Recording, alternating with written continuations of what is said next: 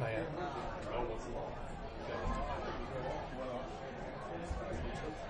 Not yet. You guys okay if I turn the lights off?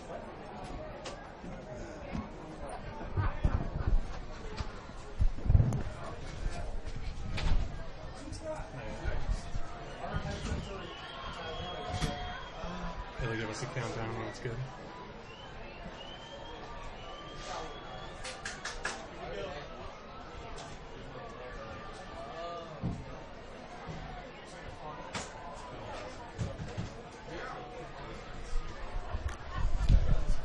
Welcome to Norwell High School football.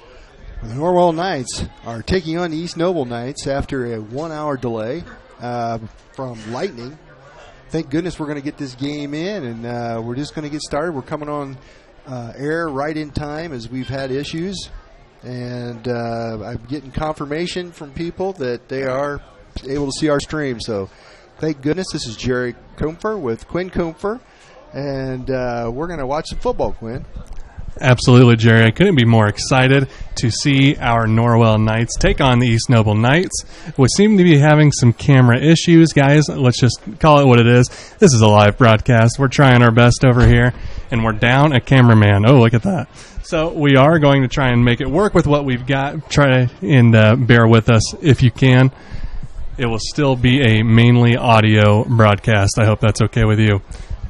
Folks, you may have to envision this as being radio instead of internet, and we'll be broadcasting the game for you tonight.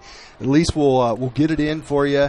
Hopefully, we're done with rain. The captains are at midfield. Looks like they're going to take the flip to see how we're going to start the game. But this is the first game that we've done this year in 2019 for the Knights, and the Knights are having a good year, and they need this coverage. They deserve it. Absolutely, Jerry, and we'd be remiss to not mention the new turf field, as it is a new season for the Knights, at least on the broadcasting spectrum. So it's going to be interesting to see how they play on this turf when it's wet. It's a different beast than playing in the mud, obviously. I'm looking at the secondary. I'm looking at the receivers, because it could be sort of a slip-and-slide situation. You never know. Coming into this game, Norwell is 3-2. They started out the season with 2 wins, one over Jake County, 47-0. And one at Heritage, 49-7. They came to Norwell for their first home game on their turf and were defeated by Leo, 3-2. Sounds like a baseball score to me. And then Belmont came to the courtyard, and Norwell handled them 31-0. Last week they took on a New Haven squad that hadn't won a game at New Haven and were defeated pretty soundly, 35-10. To start the season 3-2. East Noble has just been trouncing people. Well, I shouldn't say that. Their first game was 34-31 and 34-29 against 2 tough teams in Plymouth and Mishawaka. They handled Huntington North 36-20, and Huntington North's having a good season. DeKalb's having a good season. They handled them 35-7 and Leo 35-7 for a 5-0 record. They're currently rated number 5 in 4A. Norwell is a 3A school, and I think they're gonna hold their own tonight, Quinn. Yeah, I think so too, and I think this will be a great test because East Noble, historically speaking at least, usually runs a spread shotgun offense, very quick to fire. They love throwing the ball. We'll see if it's anything similar tonight. Well, East Noble will be kicking off. Norwell will be in our east end zone to receive the ball. Field is just beautiful. I cannot believe how nice this new turf is. Beautiful turf, and it's slowly turning into a beautiful night. The weather has calmed down. We got a nice cool breeze rolling through here. It's time for fall, and it's time for football, Jerry. Yep. We don't have to worry about a bunch of mud tonight, too. I don't know how many times I've seen games after this where they're playing in mud puddles, and hopefully we're not going to have any dirty uniforms to get washed tonight. It's the black specks you got to watch out for on turf. We don't have to worry about the mud tonight, Jerry. I hear you. And the kickoff. It's going to go into the end zone for a touchback. So the Knights will have possession of the ball, 1st and 10. Going to start their drive. I saw that a key player for the Knights, Joel Rinkenberger, was on the sideline without his pads and everything on, so it doesn't look like he'll be playing tonight. Don't know what his injury is, but that's a key loss. Yeah, that's a huge loss for the Knights. Joel is one of their star players. He's consistent. That whole family has a consistent football-playing family, and it's tough to see anyone injured on the sideline, nonetheless a star player, when you have a matchup of this caliber. Well, Max Ringer will be starting in his place. The Knights are going to throw the ball out to the left on their first play. Nice little pass out to the wide receiver for about a 5-yard gain. Good way to start the game out. Norwell throws the ball a lot, but they've had great success running the ball as a team overall for the year. They've averaged over 5 yards per carry. That's crazy to think that their team averages that for the whole year. 2nd down and 5. The quarterback Riley behind there. Hands off to Ringer. Ringer looks like he loses about a yard. Definitely looks like a tough interior defense by East Noble. We'll see how that progresses throughout the night. East Noble's got some size on that defensive line. I've seen 3 people, I think, close to 250 on that defensive line. So the Knights coming up. It's 3rd and 6.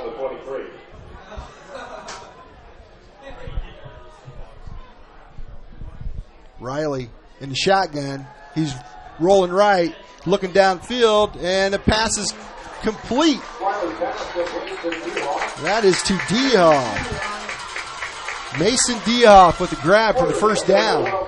They get just enough for the first down. A nice design play to pick that up, and it's going to be 1st and 10 for the Knights. They're going to have the ball at around the 32-yard line. You can see the discipline by the quarterback there. That was a high snap, quick situation. He had to really make up time in order to get that pass off. The nice thing about that play is he could have ran it or he could have thrown it. So he confused the defense of what he was going to do. Another quick pass out to the wing, and it's incomplete. It was too low. It was intended for Dehoff, and it's a good thing he stayed on that because that was almost it looked like it could have been a lateral almost. You got to watch those because then the defense grabs him, swoops him up, and runs right into the end zone with it. So it's going to be 2nd down and 10. Knights on their own 32-yard line.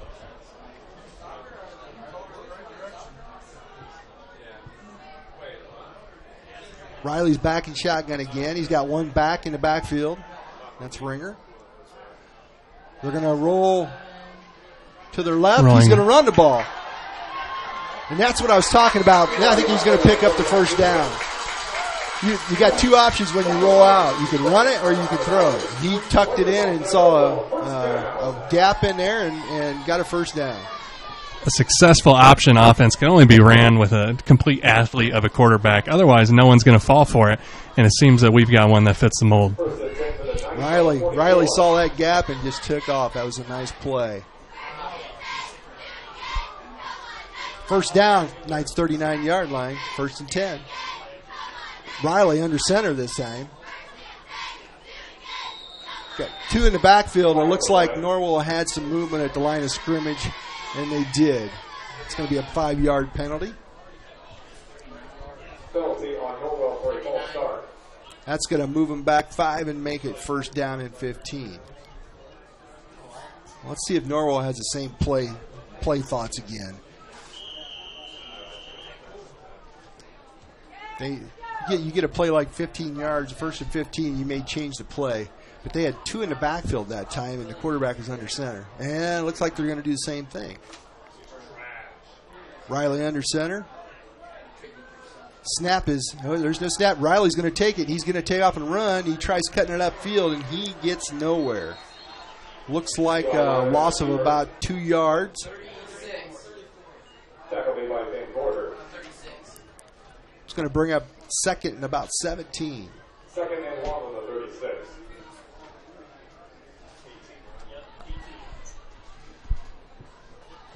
Knights got to be athletic. This is a great East Noble team. Absolutely. East Noble has a program that's outstanding year in, year out. Very fast pace, and they go for it on offense. Riley with the snap. He's looking downfield. It's a screen play, and almost intercepted by number 9 of East Noble. He kind of got caught up on the screen, couldn't get through, and he ran into one of the linemen and had the ball bounce off of him.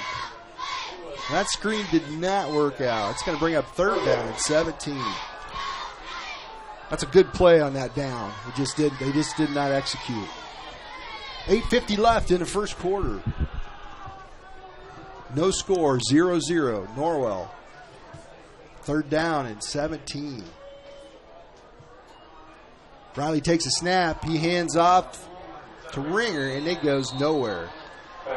Looks like he was tripped up on his own man during the rush. Lost another yard. It's going to bring up fourth down and about 20. Punt team's going to come out. And East Noble's going to get their first crack on offense. Number 11, Hayden Jones back to return for East Noble. Norwell's punter, Eli Riley, gets a snap. He gets the punt off, and it's a squibbler. And East Noble can't handle it, so that's going to turn out pretty good, as Norwell's going to down the ball on about the 27-yard line. So it's going to be East Noble's ball, first and 10 from the 27-yard line.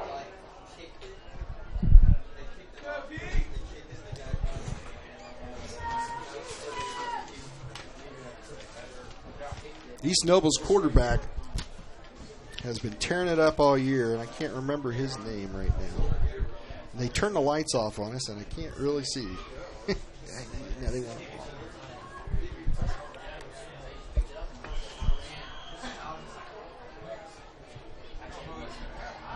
And the quarterback is in the shotgun. He's looks, hands off.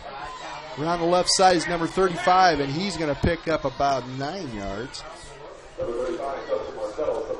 If anything really stands out about the Knights this season, Jerry, it's their defense. So it'll be interesting to see how they operate without their star player, Rinkenberger. Bailey Parker is their quarterback. He's 6'3", 180. He's in shotgun. Takes the snap, and he's looking downfield. Wide open is number 11, and he overthrows him. Hayden Jones was wide open for 6. Nice little play-action fake to the running back, and all the defensive backs bid on it and left that guy wide open. The defense went very aggressive on that. That's why there was a wide-open man downfield. I saw quite a few crash and linebackers coming up to blitz.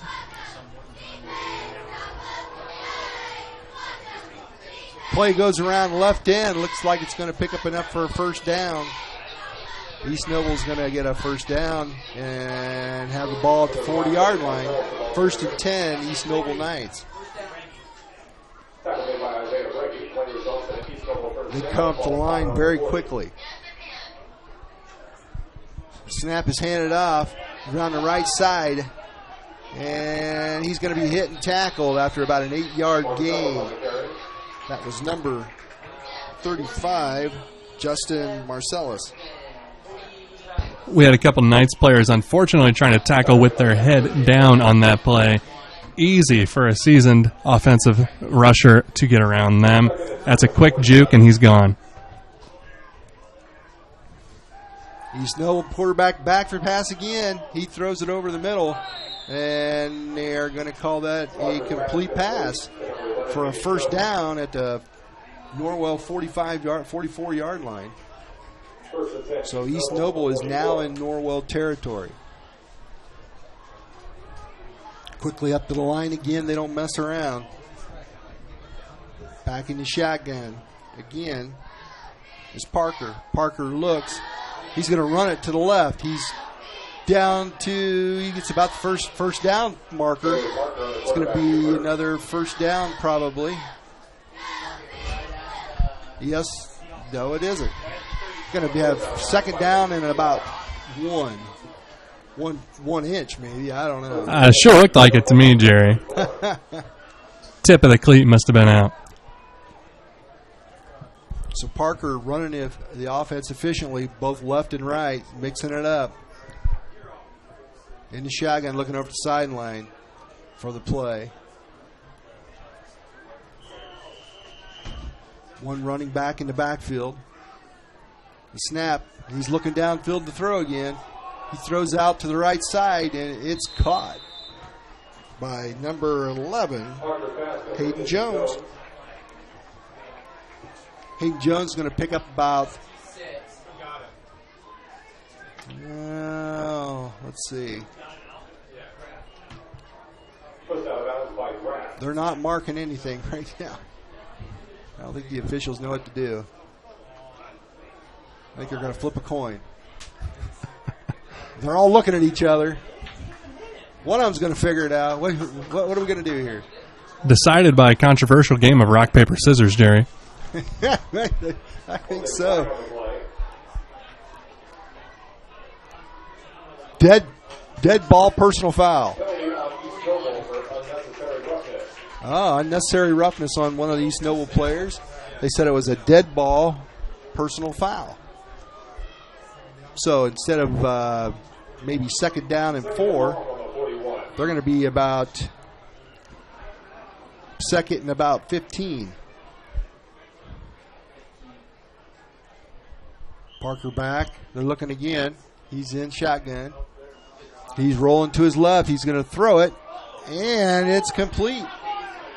And down to about the 24-yard line is Gage Emsberger. That was a long pass almost all the way across the field. Receiver had all the time in the world to make it, too. I was hoping one of the Norwell backs would sneak in there and intercept that. That was a long throw. Yeah, whenever you have to throw across your shoulder like that, it's rather dangerous. So it's about 3rd and 1. Coach is thinking about what he's going to do on defense. Wasn't sure if he called a timeout at first. He did not. 6:09 left in the first quarter, still 0-0. East Noble attacking in Norwell territory. Parker hands off to number 34. 34 gets wrapped up. Not after he got a first down.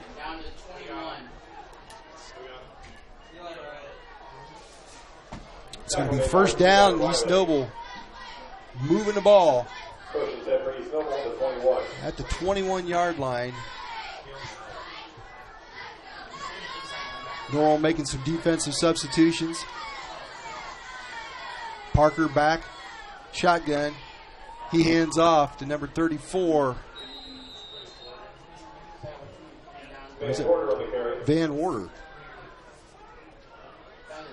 Jacob Van Warder with the carry. Second and about 6 to go. East Noble so far is doing a great job of mixing it up. They've had a lot of rushes. They've had a lot of short and medium passes, really keeping the Knights on their toes, including play action. Yeah, they move it left and right. They've moved everything around, running the ball, throwing the ball. Knights not giving them anything easy, though. Parker takes a snap, and it's fumbled. He rolls around, scrambles, and he hits a man wide open. And he does not get in the end zone when he gets it down to the 1-yard line. Broken play, came out smelling pretty good there. That was one of the most fortunate bounces I've ever seen a football take. Overthrew, high snap over the quarterback's head, just happened to bounce off the field directly back into his arms. Got a nice pop out to the right side, down to the 1. Brett Christensen with the reception. He runs it down to the 1-yard line. And it's number 35, Justin Marcellus with a touchdown. 1-yard run into the end zone at the 4:57 mark. East Noble's coming on to no extra point. Or no, they are going to try the extra point.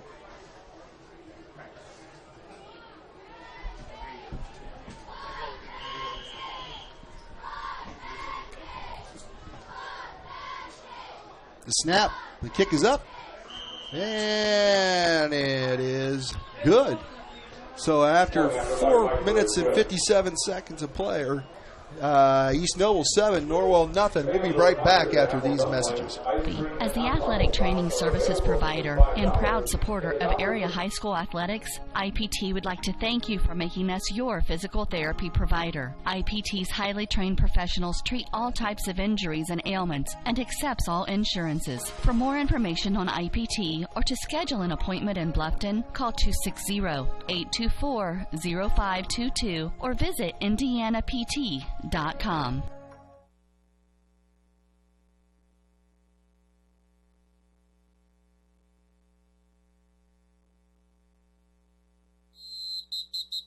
Quarterback does.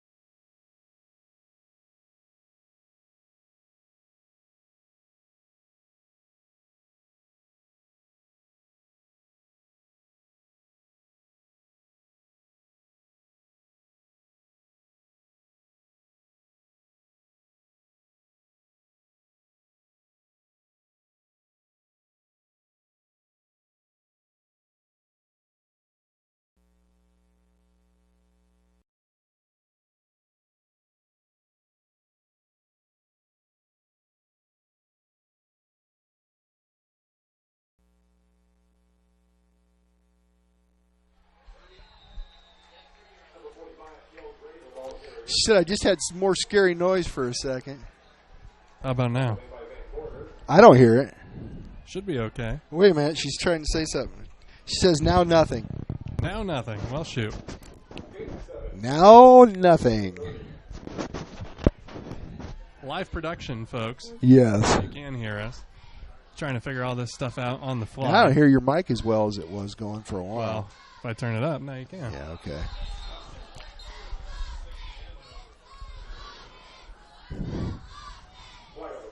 Well, I guess I can go to the restroom. Theoretically, why not? Go for it. She says, now nothing. So it all happened at that first commercial. What did you do besides turn the mic down? Absolutely nothing.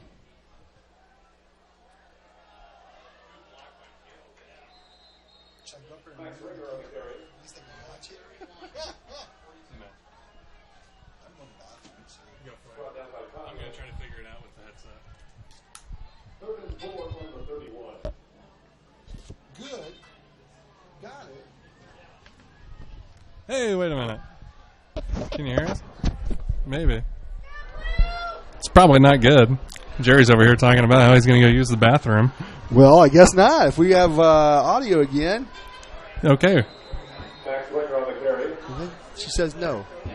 Well, Brought down by Shoemaker. I would say that's a stream issue then. Third and 2. 4th and 2 on the 29.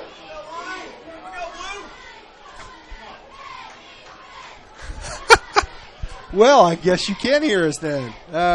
We're back. Norwell, we're at the 6:22 mark here in the second quarter. Knights trail 14-0, but they're driving with the ball. It's 4th and 2, and they're going to go for it. Quarterback goes out left. He puts his head down, and we think he may have gotten it. That was tough because he tripped at first and regained his balance, stuck his head down, was hoping for the best, and I think he may have gotten it.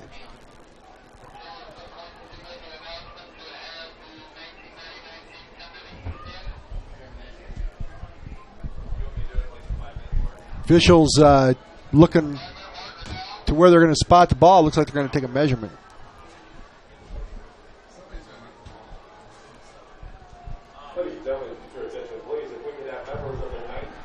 East Noble thinks they didn't get it. They did not get it. East Noble will take over on down.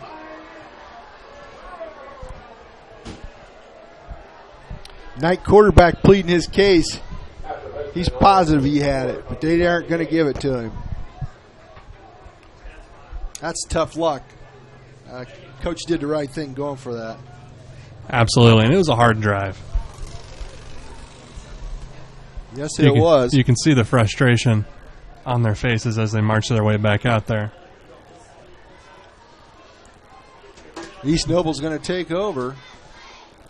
1st and 10 from their own 26, 27-yard line.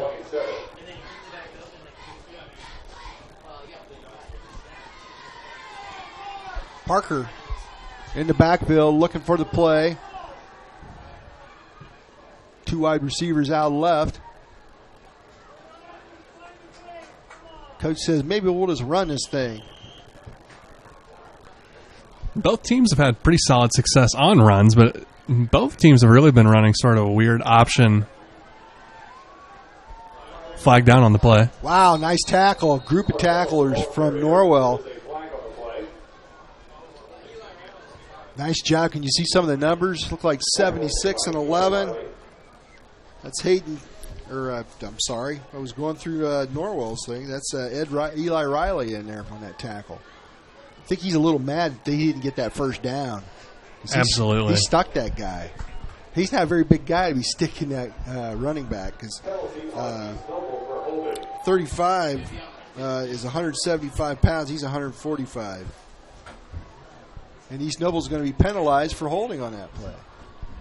It truly shows how dominant East Noble's been this game because they received quite a few penalties against them already, and they're still marching down the field. Curious to see what the time of possession is this first half, as East Noble's had the ball quite often. But Norwell defense keep plugging away. It's a combination of those runs and those short passes. They're not too flashy, but they'll keep the clock moving, and more importantly, they'll keep the ball moving. Back to pass across the middle, and it is incomplete. That's going to bring up about second down and 20, right? 22? You could see the ball leave his hand. We had another wobbler. And I feel like these quarterbacks are definitely having problems adjusting to the wet ball. Wet ball, we got a little bit of wind. You think, in these conditions you'd be running the ball. That's usually what happens when there's a wet field. You usually try to run the ball instead. Neither team's running the ball. Absolutely, and they've been running it their fair amount. Trying to mix it up on some deep passes. 5:43 left in the second quarter.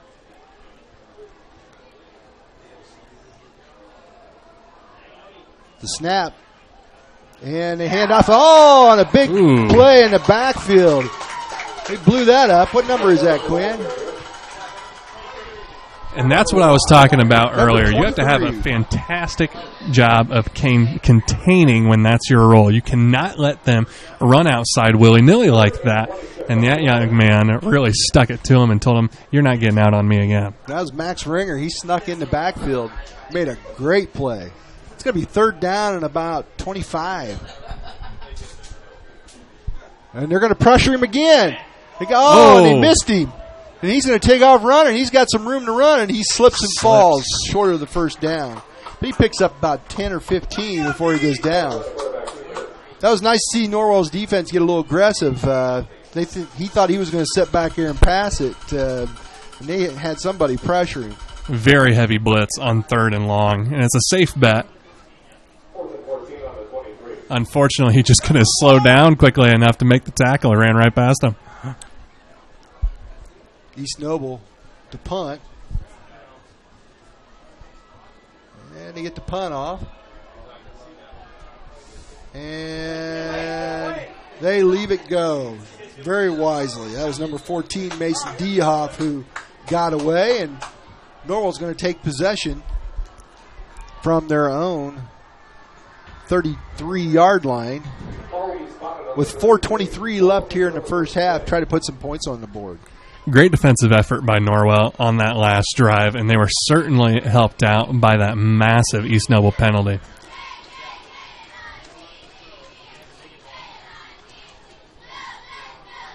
They really have to capitalize on those situations because East Noble's been receiving quite a few penalties. You really have to continue to maintain.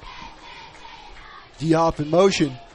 They're going to run the ball up the middle, and they try stripping. Number 45, Cale Gray. Cale had that thing secured and picked up about 4 yards. It made me a little nervous as he was getting tackled. He broke the first tackle. Second tackle was coming in light, but the second tackle was going for the strip. Yep. And it looked like the runner was trying to push him off. He only had one hand on the ball. Trying to use that stiff arm.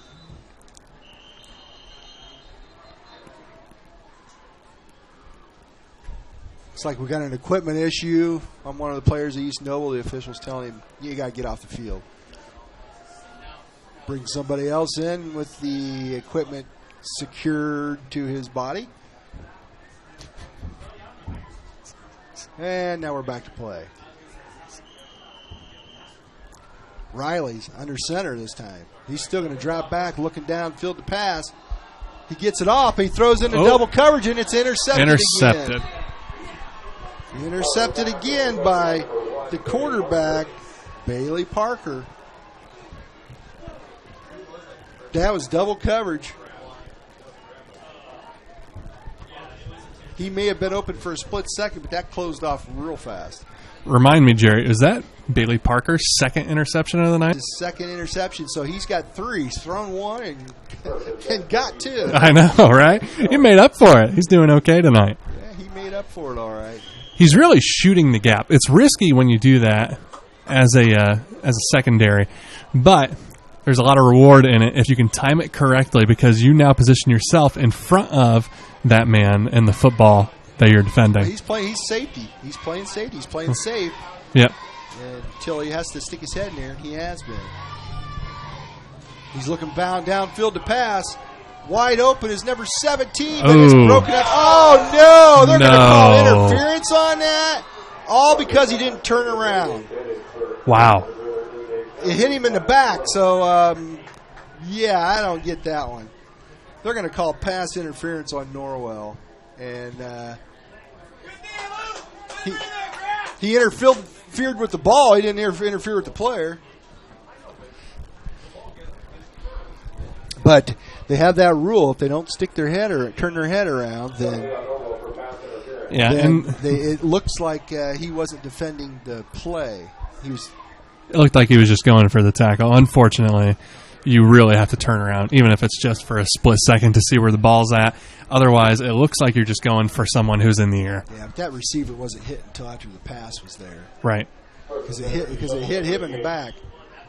Well, that's going to give East Noble some good field possession. 1st and 10 from the 39-yard line. And out to the right, they throw the ball, and it's received by number 5. That's Nick Munson. Nick Munson makes a nice little run out of it.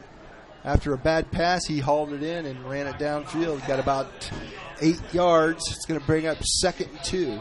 We're seeing quite a few underthrown and thrown behind passes so far in this game. Doesn't really surprise anyone. And looks like we're going to take a timeout. We're going to take a timeout and go ahead right after this commercial break.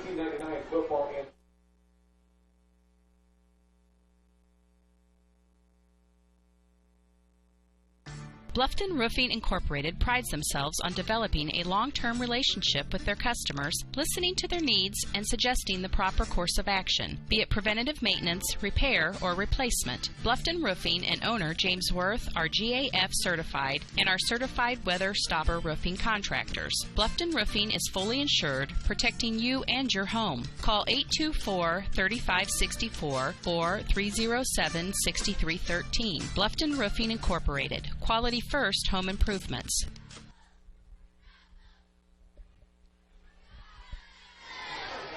All right, we're back. Norwell had to take a quick timeout to rearrange their defense. East Noble's already on the ball. They know what they're going to do. 2nd and 2. Ball's at about 30-yard line. 3:12 left here in the second quarter.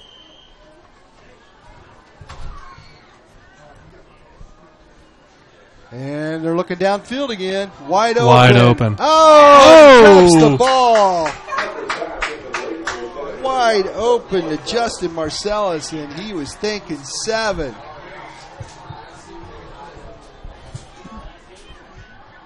Wow, that's going to bring up 3rd down and 2. I've had that feeling once or 10 times, Jerry.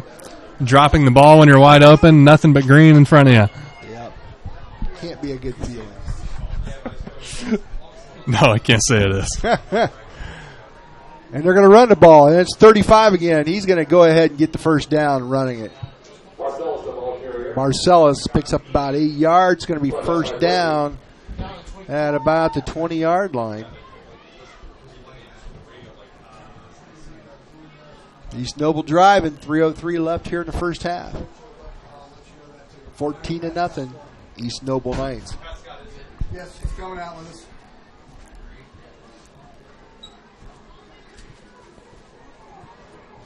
Parker looking over to the sidelines to get the play.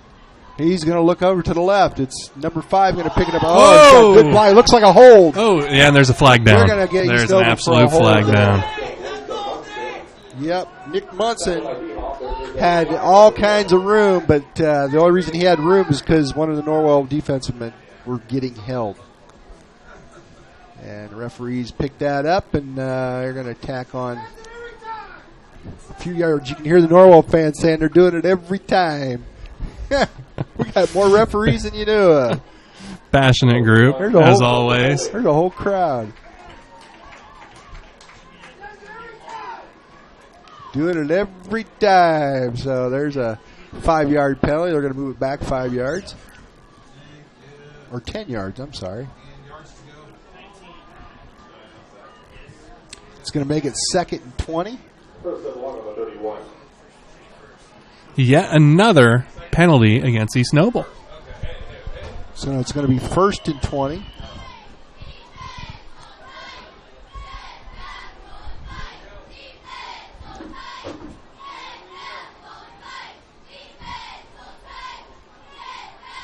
They're looking downfield for another pass, and they're looking end zone.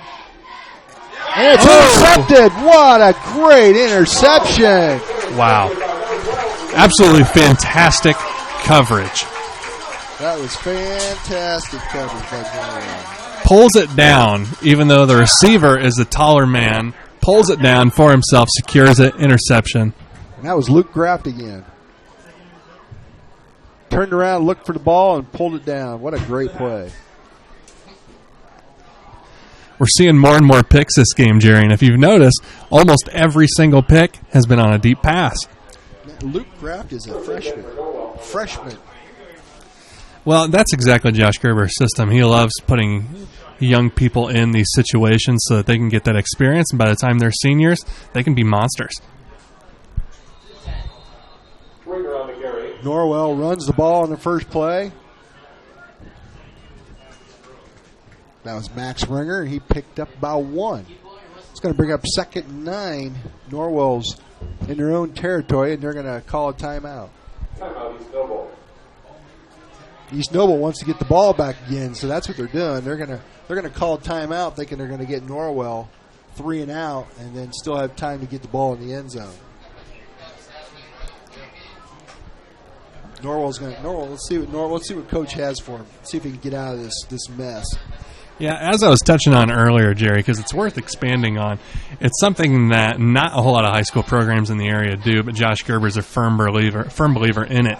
It's getting these young guys as much primetime experience as possible. Maybe they're not the best person to put in that position, but getting them that experience so early on, and like I mentioned, by the time they're a senior and really starting every snap, they have so much experience under their belt that nothing can faze them, really. Well, Luke's 5'11", 172, so he also has the size for a freshman. Not too many freshmen have that kind of size. That translates into him being about 6'1", 200 by the time he's a senior, and he'll be a linebacker, tearing it up. Norwell with the ball, 2nd down and 9. They're going to roll out.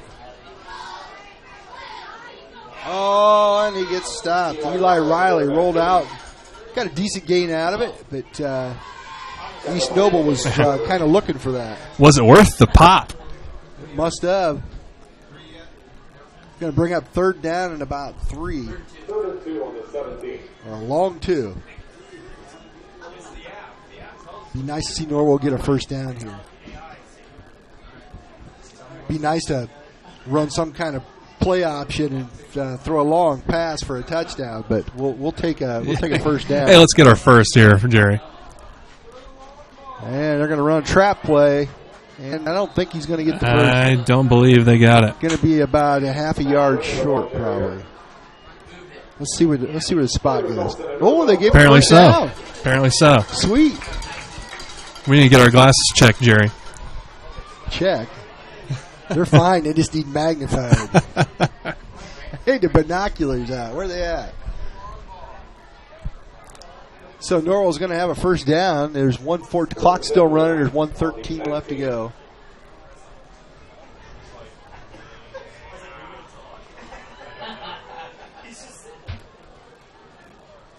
The snap. They're just going to be content running the ball, running the clock out. Cale Gray with a run. He gets about 1 yard, 2 yards. I think Norwell's thinking, okay, let's take a step back, let's reset, let's go back at halftime, strategize a little bit, and come at them hard because this game is still very much within grasp.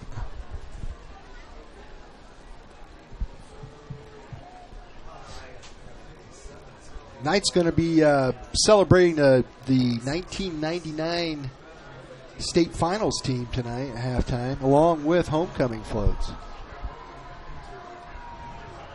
The snap and another handoff. This one to Max Ringer. Max Ringer gets close to a first down.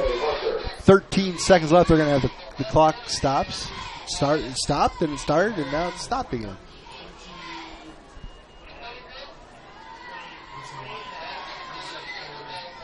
First down for Norwell. That's probably why the clock stopped. Had to give Norwell first down. Norwell running the ball a little successfully here. Both teams really running the ball successfully. I think it's something that they're going to see at halftime. They're going to analyze it, and we're going to see more runs in the second half, as opposed to these deep passes where almost all of them are getting picked. And they're not going to get another playoff. And after 2 quarters of play, it's East Noble 14, Norwell nothing. This is Wells County Voice, and you're listening to Norwell Night Football. We're going to take a couple commercial breaks, and we'll be back in a few moments. Dr. Josh Bell and the staff at Corrective Chiropractic have disc decompression therapy available, the non-surgical treatment for spinal injuries and spinal pain. Decompression therapy effectively relieves the pain associated with disc herniation, degenerative discs, stenosis, posterior facet, sciatica, and other spinal-related syndromes by reducing the pressure on spinal discs and facet joints through unloading created by distraction and positioning. Inversion therapy is also available for thoracic pain and symptoms. Decompression therapy begins with a series of sessions, typically 2 to 3 times per week, based upon the severity of each individual's symptoms. Dr. Bell, a now certified Kennedy decompression practitioner, will determine the amount of sessions that will be necessary for optimal treatment results. Dr. Josh Bell at Corrective Chiropractic is located at 360 North Main Street, Suite A in Bluffton. Call and schedule a consultation today at 260-353-1400. Dr. Josh Bell and the staff at Corrective Chiropractic have disc decompression therapy available, the non-surgical treatment for spinal injuries and spinal pain. Decompression therapy effectively relieves the pain associated with disc herniation, degenerative discs, stenosis, posterior facet, sciatica, and other spinal-related syndromes by reducing the pressure on spinal discs and facet joints through unloading created by distraction and positioning. Inversion therapy is also available for thoracic pain and symptoms. Decompression therapy begins with a series of sessions, typically 2 to 3 times per week, based upon the severity of each individual's symptoms. Dr. Bell, a now certified Kennedy decompression practitioner, will determine the amount of sessions that will be necessary for optimal treatment results. Dr. Josh Bell at Corrective Chiropractic is located at 360 North Main Street, Suite A in Bluffton. Call and schedule a consultation today at 260-353-1400. Dr. Josh Bell and the staff at Corrective Chiropractic have disc decompression therapy available, the non-surgical treatment for spinal injuries and spinal pain. Decompression therapy effectively relieves the pain associated with disc herniation, degenerative discs, stenosis, posterior facet, sciatica, and other spinal-related syndromes by reducing the pressure on spinal discs and facet joints through unloading created by distraction and positioning. Inversion therapy is also available for thoracic pain and symptoms. Decompression therapy begins with a series of sessions, typically 2 to 3 times per week, based upon the severity of each individual's symptoms. Dr. Bell, a now certified Kennedy decompression practitioner, will determine the amount of sessions that will be necessary for optimal treatment results. Dr. Josh Bell at Corrective Chiropractic is located at 360 North Main Street, Suite A in Bluffton. Call and schedule a consultation today at 260-353-1400. Dr. Josh Bell and the staff at Corrective Chiropractic have disc decompression therapy available, the non-surgical treatment for spinal injuries and spinal pain. Decompression therapy effectively relieves the pain associated with disc herniation, degenerative discs, stenosis, posterior facet, sciatica, and other spinal-related syndromes by reducing the pressure on spinal discs and facet joints through unloading created by distraction and positioning. Inversion therapy is also available for thoracic pain and symptoms. Decompression therapy begins with a series of sessions, typically 2 to 3 times per week, based upon the severity of each individual's symptoms. Dr. Bell, a now certified Kennedy decompression practitioner, will determine the amount of sessions that will be necessary for optimal treatment results. Dr. Josh Bell at Corrective Chiropractic is located at 360 North Main Street, Suite A in Bluffton. Call and schedule a consultation today at 260-353-1400. Dr. Josh Bell and the staff at Corrective Chiropractic have disc decompression therapy available, the non-surgical treatment for spinal injuries and spinal pain. Decompression therapy effectively relieves the pain associated with disc herniation, degenerative discs, stenosis, posterior facet, sciatica, and other spinal-related syndromes by reducing the pressure on spinal discs and facet joints through unloading created by distraction and positioning. Inversion therapy is also available for thoracic pain and symptoms. Decompression therapy begins with a series of sessions, typically 2 to 3 times per week, based upon the severity of each individual's symptoms. Dr. Bell, a now certified Kennedy decompression practitioner, will determine the amount of sessions that will be necessary for optimal treatment results. Dr. Josh Bell at Corrective Chiropractic is located at 360 North Main Street, Suite A in Bluffton. Call and schedule a consultation today at 260-353-1400. Dr. Josh Bell and the staff at Corrective Chiropractic have disc decompression therapy available, the non-surgical treatment for spinal injuries and spinal pain. Decompression therapy effectively relieves the pain associated with disc herniation, degenerative discs, stenosis, posterior facet, sciatica, and other spinal-related syndromes by reducing the pressure on spinal discs and facet joints through unloading created by distraction and positioning. Inversion therapy is also available for thoracic pain and symptoms. Decompression therapy begins with a series of sessions, typically 2 to 3 times per week, based upon the severity of each individual's symptoms. Dr. Bell, a now certified Kennedy decompression practitioner, will determine the amount of sessions that will be necessary for optimal treatment results. Dr. Josh Bell at Corrective Chiropractic is located at 360 North Main Street, Suite A in Bluffton. Call and schedule a consultation today at 260-353-1400. Dr. Josh Bell and the staff at Corrective Chiropractic have disc decompression therapy available, the non-surgical treatment for spinal injuries and spinal pain.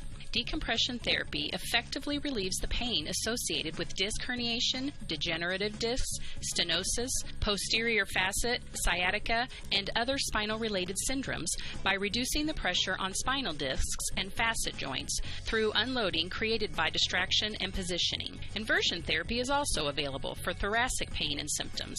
Decompression therapy begins with a series of sessions, typically 2 to 3 times per week, based upon the severity of each individual's symptoms. Dr. Bell, a now certified Kennedy decompression practitioner, will determine the amount of sessions that will be necessary for optimal treatment results. Dr. Josh Bell at Corrective Chiropractic is located at 360 North Main Street, Suite A in Bluffton. Call and schedule a consultation today at 260-353-1400.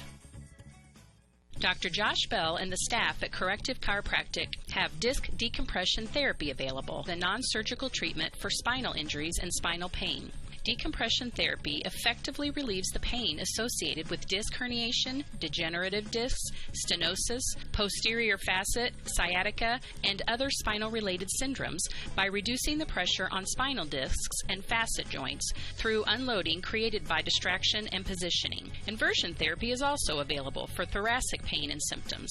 Decompression therapy begins with a series of sessions, typically 2 to 3 times per week, based upon the severity of each individual's symptoms. Dr. Bell, a now certified Kennedy decompression practitioner, will determine the amount of sessions that will be necessary for optimal treatment results. Dr. Josh Bell at Corrective Chiropractic is located at 360 North Main Street, Suite A in Bluffton. Call and schedule a consultation today at 260-353-1400. Dr. Josh Bell and the staff at Corrective Chiropractic have disc decompression therapy available, the non-surgical treatment for spinal injuries and spinal pain. Decompression therapy effectively relieves the pain associated with disc herniation, degenerative discs, stenosis, posterior facet, sciatica, and other spinal-related syndromes by reducing the pressure on spinal discs and facet joints through unloading created by distraction and positioning. Inversion therapy is also available for thoracic pain and symptoms. Decompression therapy begins with a series of sessions, typically 2 to 3 times per week, based upon the severity of each individual's symptoms. Dr. Bell, a now certified Kennedy decompression practitioner, will amount of sessions that will be necessary for optimal treatment results. Dr. Josh Bell at Corrective Chiropractic is located at 360 North Main Street, Suite A in Bluffton. Call and schedule a consultation today at 260-353-1400. Dr. Josh Bell and the staff at Corrective Chiropractic have disc decompression therapy available, the non-surgical treatment for spinal injuries and spinal pain. Decompression therapy effectively relieves the pain associated with disc herniation, degenerative discs, stenosis, posterior facet, sciatica, and other spinal-related syndromes by reducing the pressure on spinal discs and facet joints through unloading created by distraction and positioning. Inversion therapy is also available for thoracic pain and symptoms. Decompression therapy begins with a series of sessions, typically 2 to 3 times per week, based upon the severity of each individual's symptoms. Dr. Bell, a now certified Kennedy decompression practitioner, will determine the amount of sessions that will be necessary for optimal treatment results. Dr. Josh Bell at Corrective Chiropractic is located at 360 North Main Street, Suite A in Bluffton. Call and schedule a consultation today at 260-353-1400. Dr. Josh Bell and the staff at Corrective Chiropractic have disc decompression therapy available, the non-surgical treatment for spinal injuries and spinal pain. Decompression therapy effectively relieves the pain associated with disc herniation, degenerative discs, stenosis, posterior facet, sciatica, and other spinal-related syndromes by reducing the pressure on spinal discs and facet joints through unloading created by distraction and positioning. Inversion therapy is also available for thoracic pain and symptoms. Decompression therapy begins with a series of sessions, typically 2 to 3 times per week, based upon the severity of each individual's symptoms. Dr. Bell, a now certified Kennedy decompression practitioner, will determine the amount of sessions that will be necessary for optimal treatment results. Dr. Josh Bell at Corrective Chiropractic is located at 360 North Main Street, Suite A in Bluffton. Call and schedule a consultation today at 260-353-1400.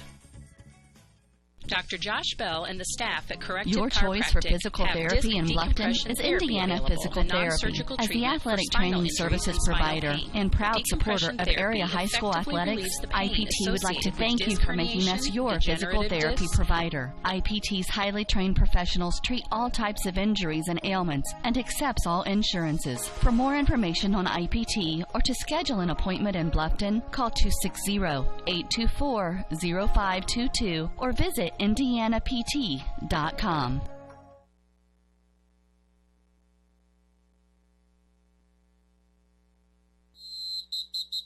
Quarterback doesn't want to get blindsided by a linebacker, and you don't want to get blindsided by a retirement. Call Tim Steffen at Steffen Financial Group, 824-8175, to schedule an appointment to plan for your retirement. Free consultation on investments, life and health insurance, Medicare supplement plans, and many more. Trust that we will work for you at Stephan Financial Group, located at 110 West Cherry Street in Bluffton, Indiana. Securities offered through Thurston Springer Financial, member FINRA and SIPC. Some insurance products also offered through Thurston Springer. Tim Stephan is a registered associate of Thurston Springer and is doing business as Stephan Financial Group. Stephan Financial Group is independent of Thurston Springer.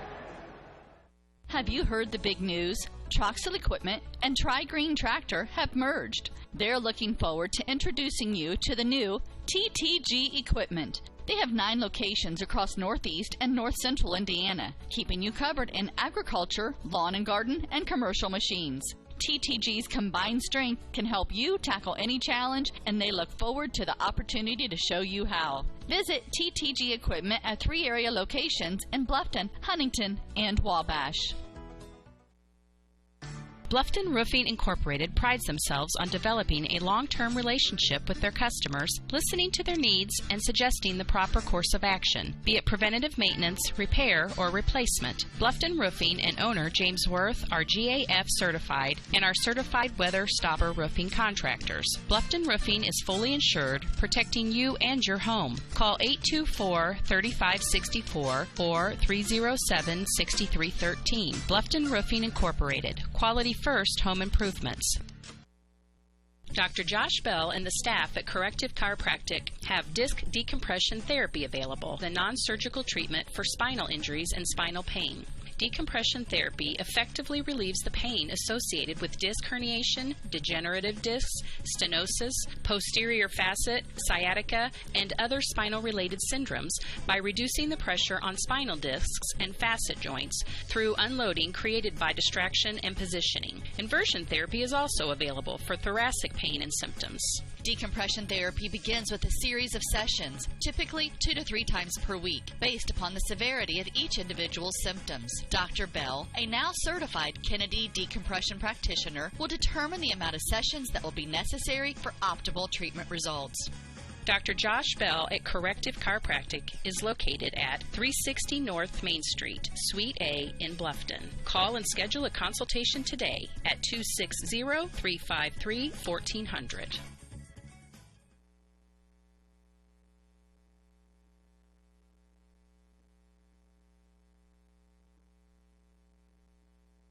Your choice for physical therapy in Bluffton is Indiana Physical Therapy. As the athletic training services provider and proud supporter of area high school athletics, IPT would like to thank you for making us your physical therapy provider. IPT's highly trained professionals treat all types of injuries and ailments and accepts all insurances. For more information on IPT or to schedule an appointment in Bluffton, call 260-824-0522 or visit indianapt.com.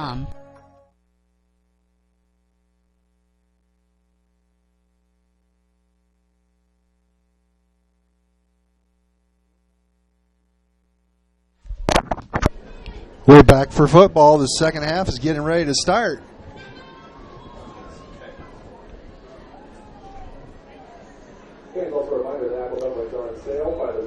Both teams just came out. They had some halftime festivities. They had a homecoming king and queen announcement, and they brought back the old Norwell team from 1999 and introduced the players that were here at halftime,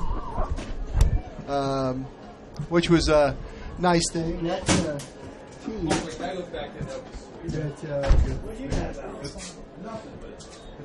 The team.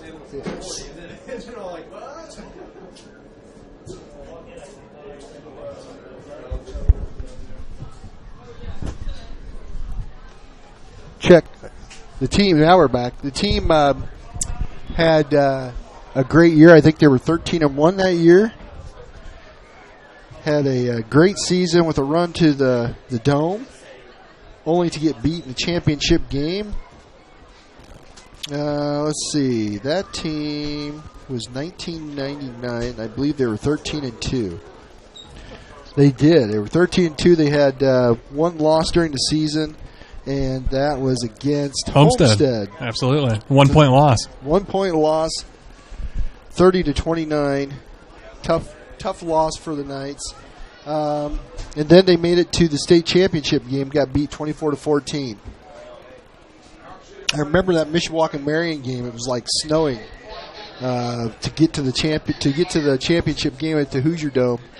They had to beat Mishawaka Marion. It was snowing out that day. I remember that game pretty vividly. So it was nice for them to honor them at halftime. So there's a lot going on. You know, you got homecoming, you got that, and then you had the rain to start the night. So that's kind of why we've been a little miscombobulated today. Is that in the dictionary, Jerry? I think so. It's in the Jerry Dictionary. The Jerry Dictionary. That should be a brand. I like it.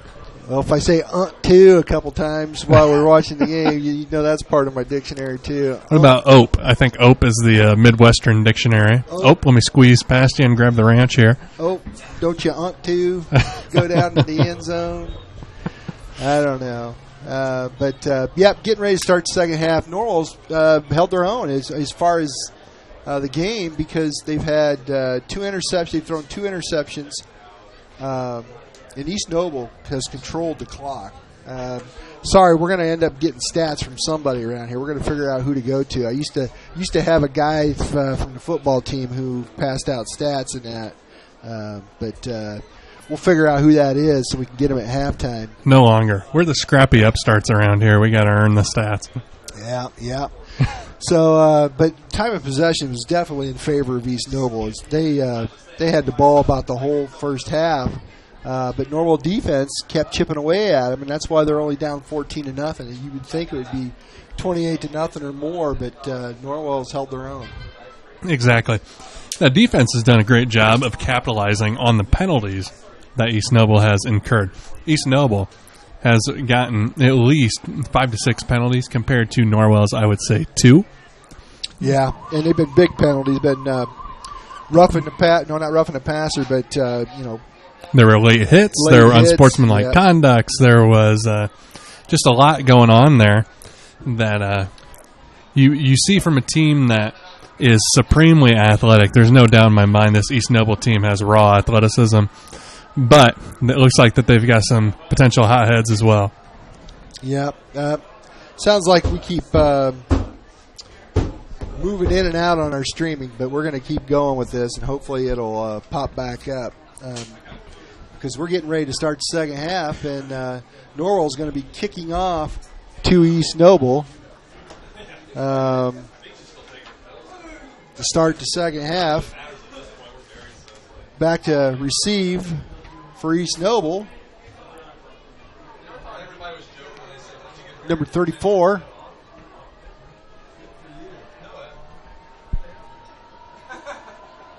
Jacob Van Gordon. And the kick. And we started the second half, and there's some flag of some sort because I think we're going to start it. Might have to kick over.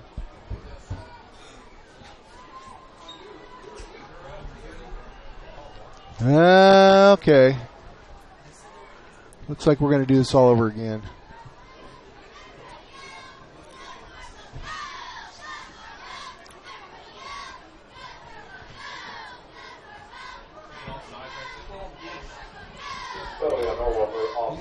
Somebody was offsides, got ahead of the kicker.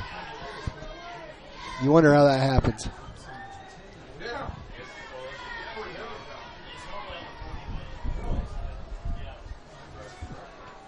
Here we go, round 2.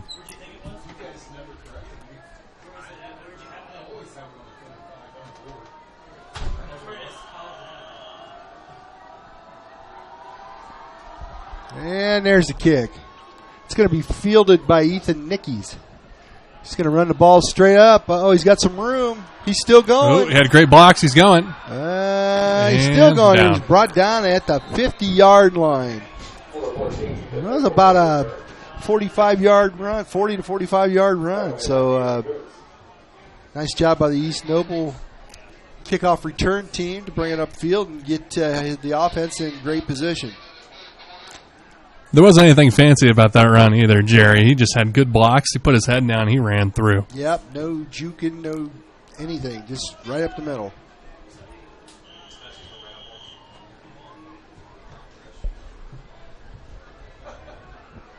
Going to be 1st and 10. 10 for East Noble on the 50.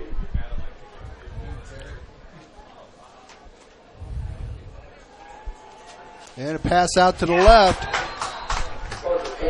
Great tackle by number 8, Isaiah Breggy, as they throw it out to the left and got no gain whatsoever. Great read and an even better pop. This Norwell defense is really starting to warm up. They're aggressive to the ball, that's for sure. They got tossed around a little bit in the first, and now they've came to play. 2nd and 10. And it's going to be a handoff, delayed handoff. It's going to go for about 7 yards. That's number 35, Justin Marcellus. You know, the tough thing about that is that the defensive end did what he was supposed to do on that play. He disregarded what could have been a keep on the quarterback's sake, and instead of going outside to wrap up what would be an easy tackle for a loss, he maintained his position, went for the quarterback. 3rd and 3. And they do the same play, the same exact play. He gets about 2 play, just short of the first down. It's going to bring up 4th down. 4th down at about 1. 4 and 1. Man, maybe not 1, maybe about 2 feet. East Noble quickly gets up to the line. And they're going to hand it off. Oh, and he got it. He snuck across the 40-yard line to get that first down. What they've been doing is they've been having some delayed handoffs, so you don't know who's going to have the ball. So you have to stick with your assignment, whoever it is, and just pound them, whether they got it or not. Exactly, and that's something that can get into the other player's head. As a defensive end, you really just have to crack that quarterback every opportunity you get, so that he then wants to hand it off inherently. He doesn't want to get hit. Now he's going to run to the right. Bailey, the quarterback, and he misses one Huge tackle. hold. Oh, yeah, and there's a penalty. Yep, absolutely. 76 is looking at the referee like, what'd I do? What'd I do? Looked like somebody stole a Christmas present from him. My goodness. Yeah, and unfortunately on something like that, you're taught as the offensive lineman to hook that defensive player and push them inside. But unfortunately that worked to his disadvantage. He took it a little too far and got called for the hold. Yeah, he thought he was pancaking the Norwell player, but instead he was holding. There's a little difference between pancake and a hold. That's a 10-yard penalty. That'll knock him back a little bit.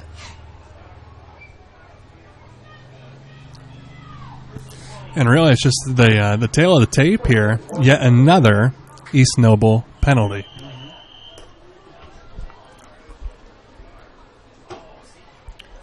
Parker back. He's going to carry it himself. He doesn't have anywhere to go. It's a broken play, and he's going to lose about 2. Yet again, Norwell capitalizing on these penalties. And the first person in there is Breggy again, Isaiah Breggy, with a nice takedown.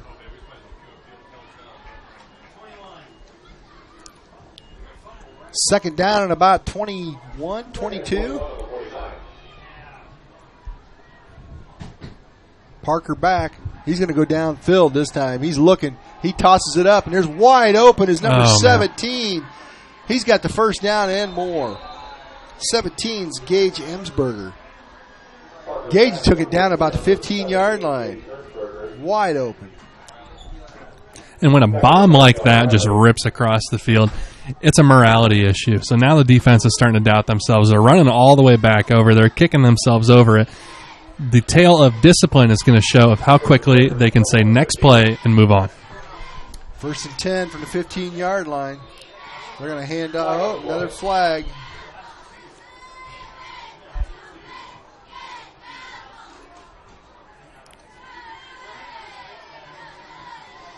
Legal procedure on East Noble. Another penalty on East Noble. It's only 5. They just had 2 at 2nd and 20, and they capitalized on it 20 yards. So we'll see what this does. 1st and 15. They are at the 20-yard line. Parker in the back. He hands off to number 35, Justin Marcellus, and he picks up about 3 yards. Going to make it 2nd down and 12, maybe 13.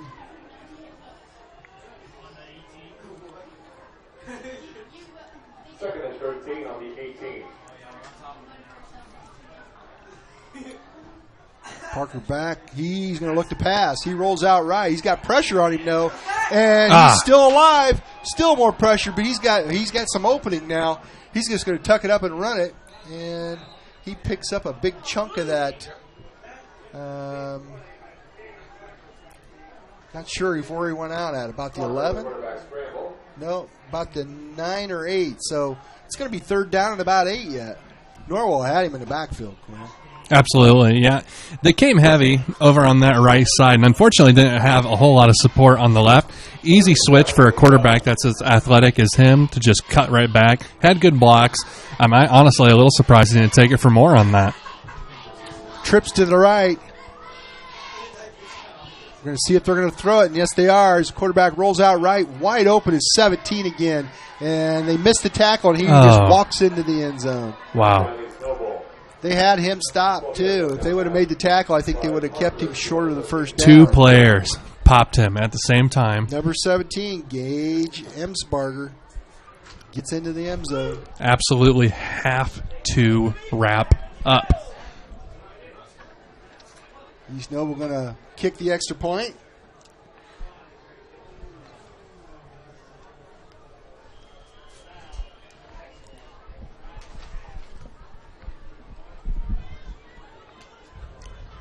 Kick is up, and it is good. So after a few minutes of play, 8:15 left in the third quarter, it's East Noble 21, Norwell nothing. We'll be back right after this. Stenosis, posterior facet, sciatica, and other spinal-related syndromes by reducing the pressure on spinal discs and facet joints through unloading created by distraction and positioning. Inversion therapy is also available for thoracic pain symptoms. Decompression therapy begins with a series of sessions, typically 2 to 3 times per week, based upon the severity of each individual's symptoms. Dr. Bell, a now certified Kennedy decompression practitioner, will determine the amount of sessions that will be necessary for optimal treatment results. Dr. Josh Bell at Corrective Chiropractic is located at 360 North Main Street, Suite A in Bluffton. Call and schedule a consultation today at 260-353-1400. Your choice for physical therapy in Bluffton is Indiana Physical Therapy. As the All right, we're back to live play. East Noble is going to be kicking off. Back deep for Norwell is Mason Dehoff.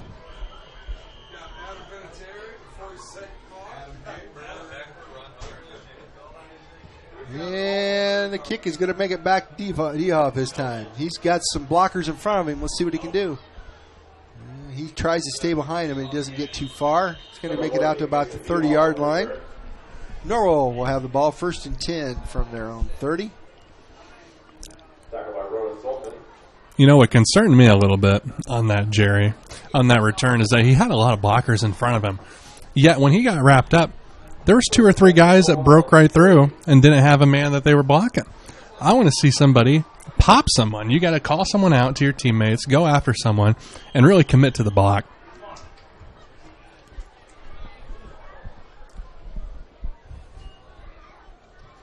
Handoffs to number 23. Ringer on the carry. Max Ringer. Max gets about 2 yards. Yeah, maybe 1. It's going to bring up second and about 9.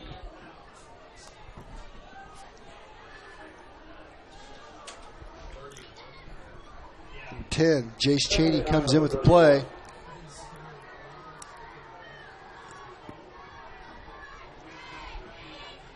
Riley's under center.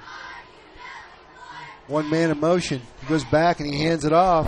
And it's going to be to number 23, Max Ringer again. He gets a couple more yards.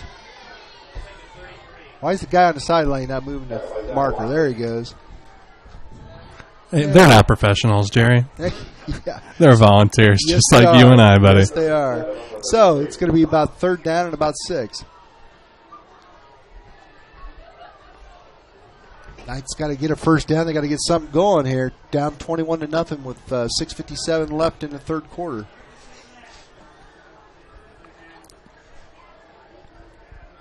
Riley in the shotgun, rolling to his right, looking downfield.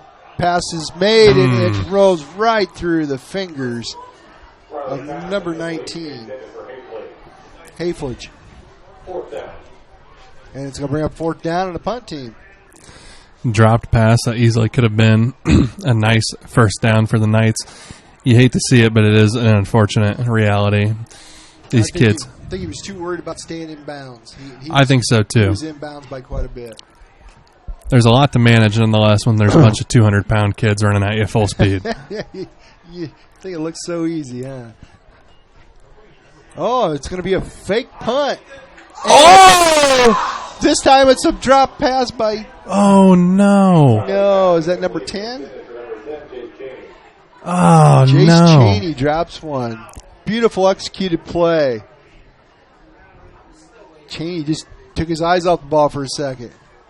Back-to-back Now, dropped passes. East Noble's by going to the have Knights. the ball in good field position at Norwell 32. When you're playing against an East Noble offense that can afford to take 2 to 3 penalties on a single drive and still march it all the way down to the field, you just simply can't afford back-to-back drop passes like that. Yeah, but what a great play. What an incredible play. Well executed, just the most important part. You got Just to got to pull it in. Got to pull it in. East Noble looking to capitalize. Bailey Parker. Yeah, they're going to call a timeout. 6:38 to go here in the third quarter. What are you seeing in the first half compared to the second half so far, Jerry? Well, so far it looks like they're trying to run the ball a little bit more. Yep, I agree. I think, and I'll tell you what's really impressed me is this Norwell defense. Yeah, they had one massive pass just get blown right by them. They gained about 40 yards on them. But other than that, they've really been sticking it to East Noble. It's looked great. It's been a lot of fun to watch. I think they got a pretty heated halftime discussion by a few of the coaches, rallied each other up, got back out here, and they're hungry. Yeah, and it's unfortunate it's 21-0, but that really is not reflected completely by what's going on because you know that one interception they got was down on like the 10-yard line. So the offense basically gave them 7 points. Absolutely. The defense. Been a ton of mistakes on both sides of the ball by both teams.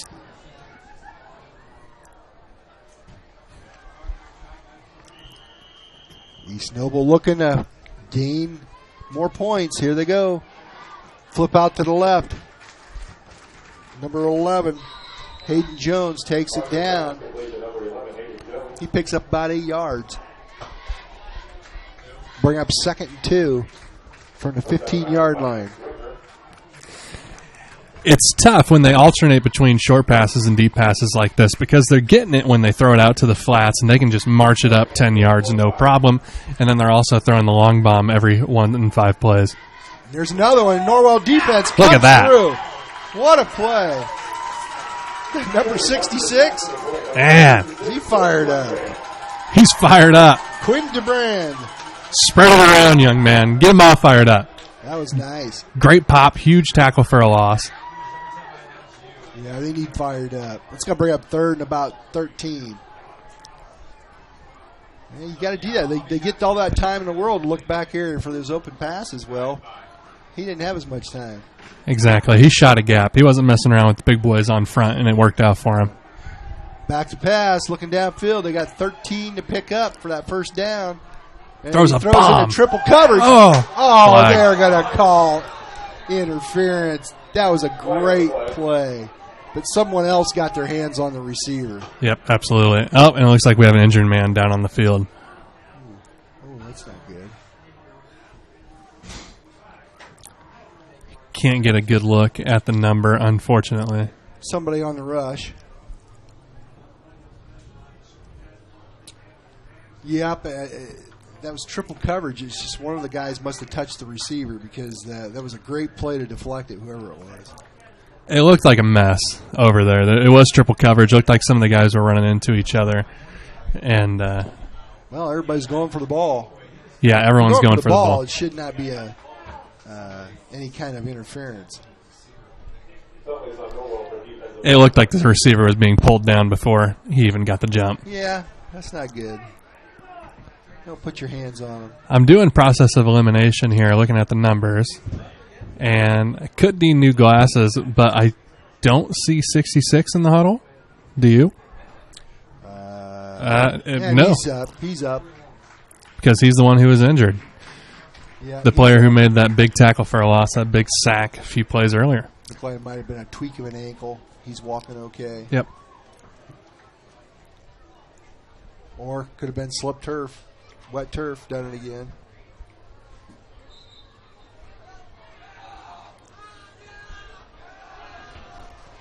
But that means East Noble's got a first down. We're going to resume play. They got first down at the 21-yard line. Be first and 10. They're still driving, trying to get in the end zone.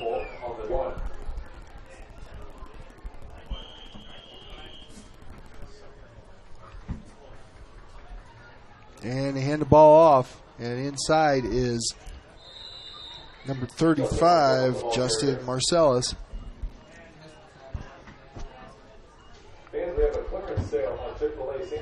Marcellus gets about 3. Going to bring up second and about 7. 5:27 left here in the third quarter. East Noble leads 21-0. Roll right. Quarterback looks like he's going to keep it. He is. He tucks his head up and he turns up and it looks like he's got a first down.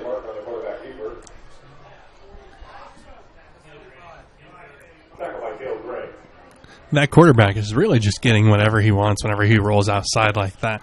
The defensive ends and the outside linebackers need to communicate better on how they're going to contain and who's going to back them up whenever he does break free like that. Right. First and goal.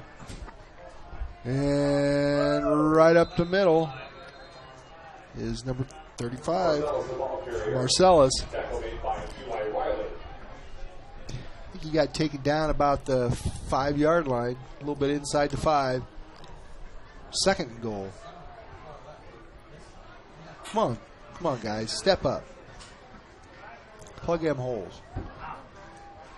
And it's Marcellus again. He's going to be taken down about the 2. Brady with the tackle. Stop by Isaiah Brady. Third and goal to 2. Third and goal. Here we go. Look for an outside pass here, Jerry.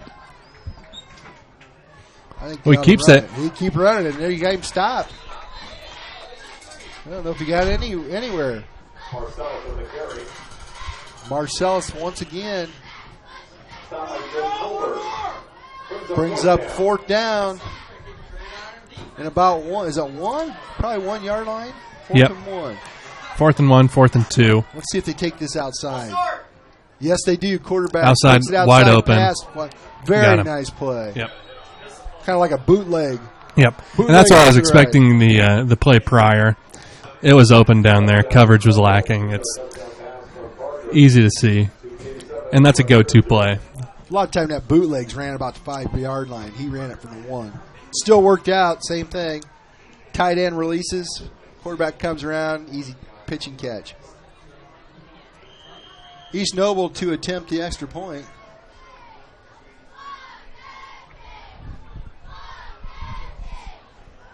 Kick is up, and it is good again. Makes the score 28-0. And with 3:40 left here in the third quarter, it's East Noble 28, Norwell 0. Athletic training services provider and proud supporter of area high school athletics, IPT would like to thank you for making us your physical therapy provider. IPT's highly trained professionals treat all types of injuries and ailments and accepts all insurances. For more information on IPT or to schedule an appointment in Bluffton, call 260-824-0522 or visit indianapt.com.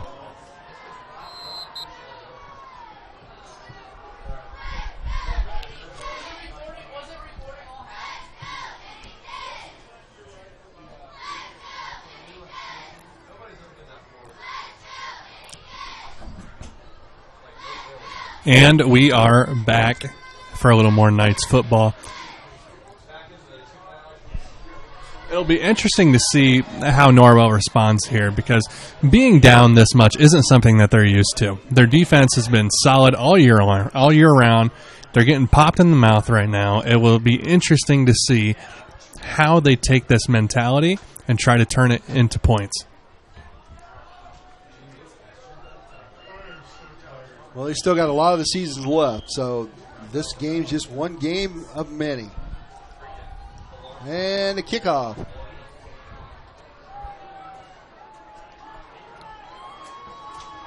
And Knights bring it up. They make it to about the 22-yard line.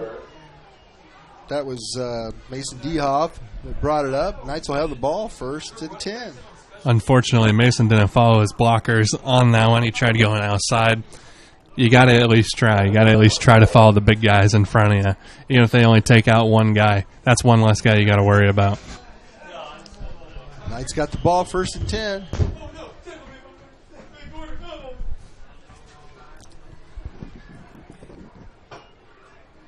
They're going to run the ball up the middle. And nowhere is Max Ringer. He gets about 1 yard. I know the coaches are feeling the pressure already at this moment. You're down 4 scores. 3 minutes left in the third, quickly approaching the fourth.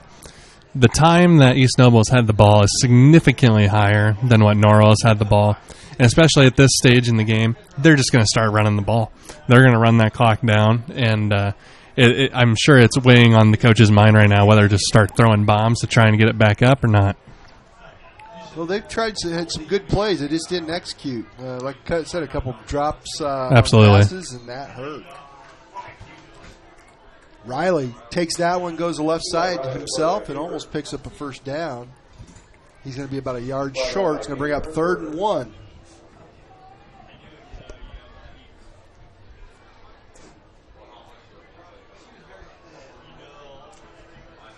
It's gotten chilly out here. It's supposed to be 80-something degrees today. Feels good to me, Jerry. It feels like fall. It feels good to me, too. I'll take this over 84. Absolutely. And Knights take it up the middle. And the line judge kind of shows like they might have got it, but we'll see. Yeah, they're going to give him a first down. Let's sustain a drive here, guys. This would be a big morale booster if we can sustain a drive and put in 7. You see that, then you might see like an onside kick or something. We'll try anything. Absolutely. We've already seen one this game. East Noble attempted an onside kick when they were only up by 2 scores. Back to pass is Riley looking across the middle. He's got his receiver. Nice play, nicely executed play. Man, let's talk about an excellent pass. He really threaded the needle on that one. There were 4 defensive players around. He found his man, timed it perfectly. That was one of the best passes we've seen all night. That was the freshman Luke Graff again. Made a very nice route. Pulled that in. Caught that with his hands. Didn't try catching it with his pads. Beautiful catch. Riley back in the shotgun. He looks out right. And he's just going to throw it away. He had a lot of pressure on him, and he threw the ball away. Sound decision. Either that or take a sack, and that's all right. Sometimes you got to do that.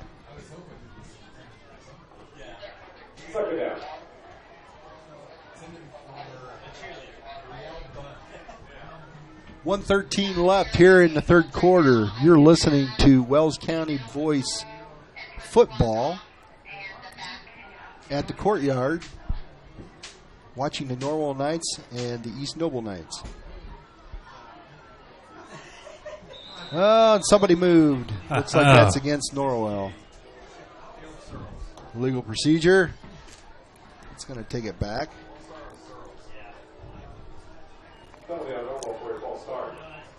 Man, it's only 5. What's 5 yards? 5 yards closer to the goal, Jerry. Oh, wrong goal, though, huh? Oh, yeah. And Norwell needs everyone they can get in a limited time. Yep. 2nd and 15. They're going to hand it off and up the middle. Nice run. Wow. Oh, he's gone. Wow, look at that. He is gone. That's number 23, Max Ringer, and he's going to take it. Oh, they got him. Just short. Got him down at about the 1 foot line. Wow, he really took off. I don't know how they caught him. I'll tell you, number 6 caught him. Number 6 was about 5 yards back, and he still hustled up there to get there. That is a big kid and a fast kid. There's the running plays again. Running plays have been their bread and butter all summer or all season. First and goal from about the 1 foot line. They're going to try to push it in. And I don't see any signals. Rigger on the carry. Looks like he may have moved it another foot to about the goal line, but it's going to bring up a 2nd goal with about 10 inches to go. Second goal, only 1. Let's see if they get another playoff before the 3rd quarter ends. 35 seconds left here. They get up the center. And the handoff, quick handoff. Uh-oh. Was it a fumble? A fumble, and East Noble recovers. Oh, my goodness. You can't write a storyline like this, Jerry. That is the 3rd turnover of the night for Norwell. 2 interceptions and a fumble. A lost fumble. Being a player during something like that, after you fought tooth and nail, marched all the way down there, and then you'll lose it on the 1, on a fumble. We're really going to see the discipline come through here, whether or not the Norwell Knights have the mentality to bounce back from something like that. Because when you're down 28-0, getting ready to hop into the 4th, and something like that happens to you, boy, that's a slap. And there's still 26 seconds left here in the 3rd quarter. Homestead recovered the ball in the end zone, so therefore they're going to get it at the 20-yard line.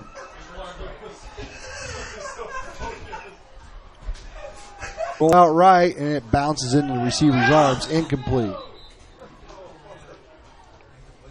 They called that complete? I thought for sure I'd hit the ground first. Wow. Yeah, why did he stop the... Why did he catch that? That's I'm sure that hit the ground. I'm positive it hit the ground. Run the replay back, would you? Yeah, let me figure that out as soon as I can figure out how to move a camera. Baby steps, Jerry, baby steps. Oh, man, I was positive that thing hit the ground first. The guy out there by the player called it a reception. Now he's doing the backstroke. Or no, he's calling a penalty. Oh, okay. I didn't know what he's doing there. Well, they said they had too many men on the field. field. Too many men on the field. Wait a minute. I see where the tie-up here is now. Yeah, too many officials. I don't know. Too many chefs in the kitchen here. One's arguing the penalty, the other one's arguing the incomplete pass. Well, okay. Now that's going to make it first down and 15. Clock's still running. 12 seconds, 11, 10. They're going to get the playoff. And it's a run up the middle, and he jukes for a couple yards. And it's going to bring up 2nd and about 13. Yeah, 3rd quarter ends. East Noble 28, Norwell 0. We'll be back after this commercial break. Ladies and gentlemen, we have the winner for the Quarterback doesn't want to get blindsided by a linebacker, and you don't want to get blindsided by a retirement. Call Tim Steffen at Steffen Financial Group, 824-8175, to schedule an appointment to plan for your retirement. Free consultation on investments, life and health insurance, Medicare supplement plans, and many more. Trust that we will work for you at Stephan Financial Group, located at 110 West Cherry Street in Bluffton, Indiana. Securities offered through Thurston Springer Financial, member FINRA and SIPC. Some insurance products also offered through Thurston Springer. Tim Stephan is a registered associate of Thurston Springer and is doing business as Stephan Financial Group. Stephan Financial Group is independent of Thurston Springer. Oh, we're back to start the fourth quarter. Norwell trailing 28-0 against a good East Noble team, ranked number 5 in the state of Indiana. And they're showing it here tonight. They are not stepping down. They are not taking their foot off the throttle, and they really are taking it to the Knights.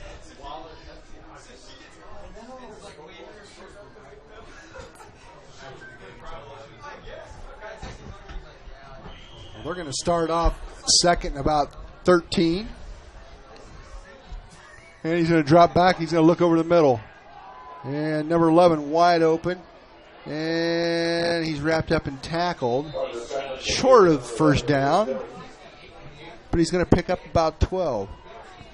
It's going to make it third down and about 1 or 2.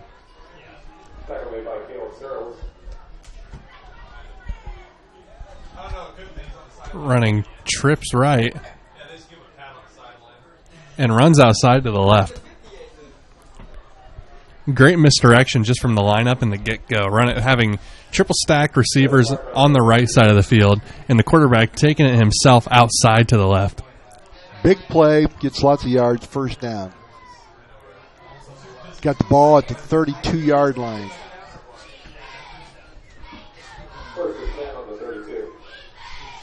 The snap going left is number 35. That's Marcellus.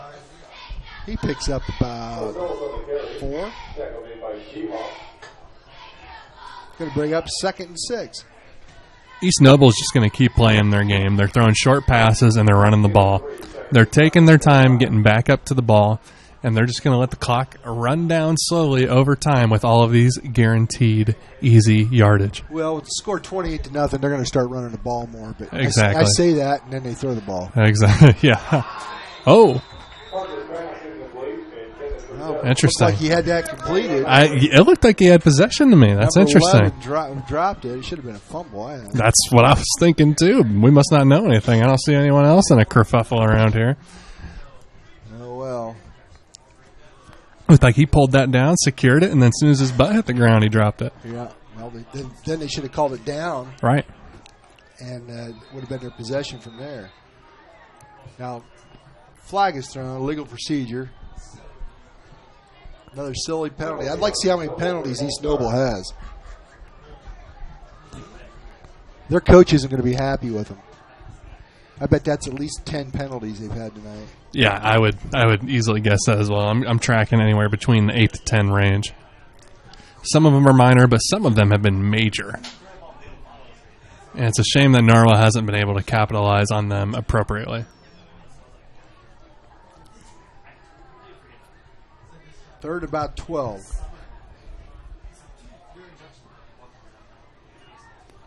Snap, rolling right, looking downfield, waiting for somebody to get open. He throws across his body, which is usually a no-no, and it's incomplete. Parker was looking downfield. Good coverage by the Knights. They had everybody tied up.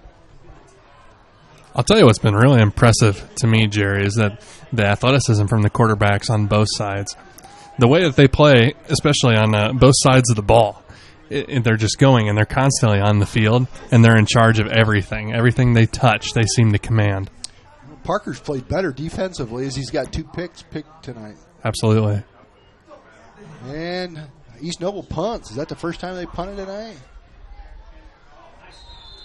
And it's brought down by number 14, Mason Dehoff. Knights will have the ball 1st and 10 at about the 30-yard line. One of the shorter possessions. Trailing 28-0, 10:29 left in the ball game. You're listening to the Norwell Knights, East Noble Knights football game at the Castle in Ossian.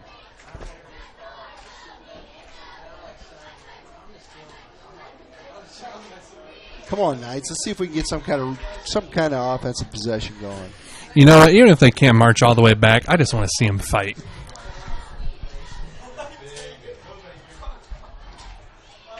I think they're fighting. It's just execution is the problem.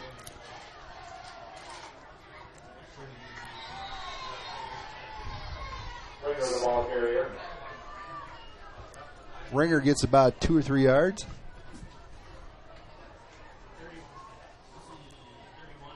Brings up second and about 8, 9.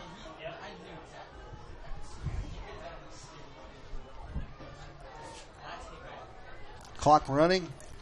10 minutes left here in the fourth.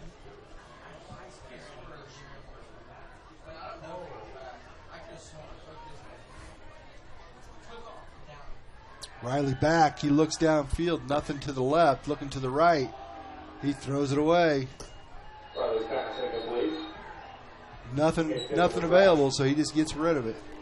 Wise decision after a couple picks tonight.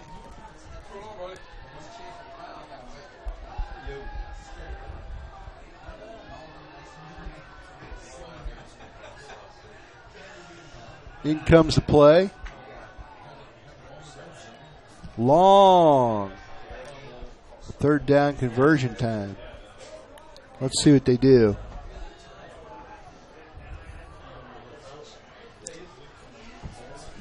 Riley under center. He looks to go left. He looked like it was an option. It was an option play. He didn't pitch it out to himself, and he got creamed. Only picked up a couple yards, brings up 4th and 6. And he got stuck for it, too. Yes, he did. That's the gamble you take when you run an option. Quarterback decides to keep it themselves. The defense is licking their chops. Not only do they want to bring him down, they want to hit him as hard as they can.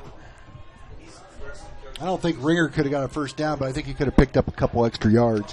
It's a gamble on the toss. And with what we've seen tonight, I don't blame him for keeping it. Ooh, a high snap. But they're going to get the punt off. Nice running punt. Nice job. Kind of a rugby punt. And, looks like about a 50-yard punt. East Noble's going to have possession at their own 26-yard line. So East Noble takes over with 8:58 left here in the fourth quarter. You going to the homecoming dance? Oh, am I coming to the homecoming dance? So you're saying? I'm sadly now old enough to chaperone said homecoming dance, though it doesn't feel like it. Yeah, it's only been a couple years, hasn't it? A couple? I think we just hit our 6 years. It's been 6 years since I've graduated from Norwell. Oh, man. I'm practically ancient now. I think I get my AARP membership next month. Next month, well, yeah, in a couple. Oh, another funky play. That was a wild toss to number 11. I don't think it was scripted that way. I think it just kind of rolled out that way. Hayden Jones. You'd think with a lead like this, they'd just be running it up the middle, trying to work on different parts of their offense, but they're running trick plays.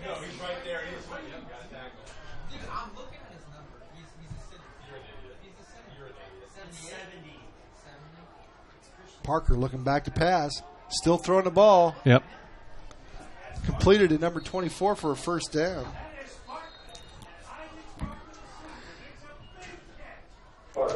Really shows their mindset right now. They're so confident in themselves and their offense that they're fine throwing on second and 3. Well, I know they're fine, but when you're up 28-0, usually you run the ball. So you don't try to. But I'm saying from their mindset, they feel like they're confident enough. Well, hey, even if we drop it, let's just run it again. We'll get it next time. Well, maybe that's their game.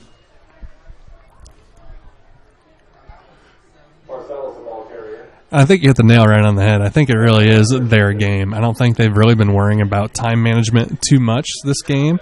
They've just kind of been playing. It's just a lot of short passes, a lot of runs. They just keep rolling. Looking over at the sideline for the play.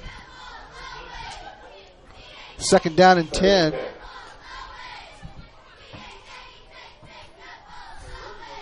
And the quarterback keeps it, and he's going to pay for it. Should have let 35 Marcellus have it. Let him get creamed. Parker gets taken down with about a half-yard gain, maybe.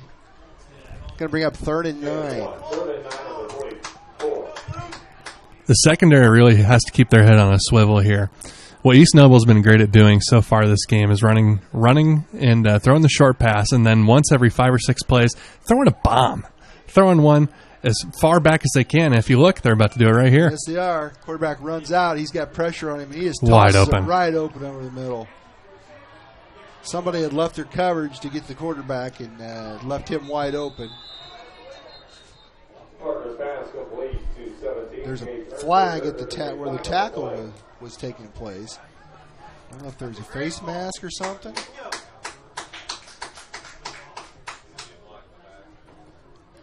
And sure enough, just as I mentioned, had quite a few runs, few short passes.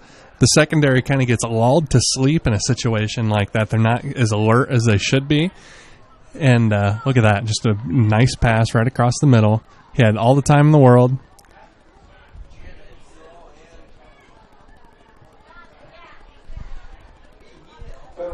Penalty against Homestead after the completion, though. So I think they're going to get the ball first down. First and 10, East Noble on the 43. Yep. It's going to make it 1st and 10 at the 43-yard line. The block in the back. 6:42 left here in the game. East Noble driving, leading 28-0. And they're going to run the ball. It's Marcellus. Gets about 5. Marcellus on the carry. Tackle by Quinn Dryban.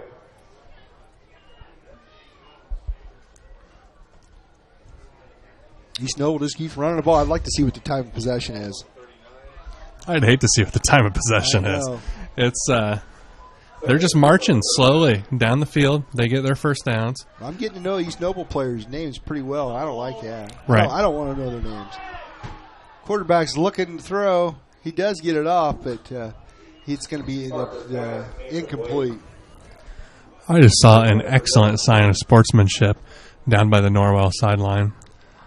Offensive lineman and one of the defensive players. Defensive player was just injured. He's stumbling. The offensive player helped him up, but it looks like the 45 doesn't want to come out. Not coming out. He's tough. 3rd and 5. East Noble rolling left. Got a guy open. Another first down. First down. Well-designed play.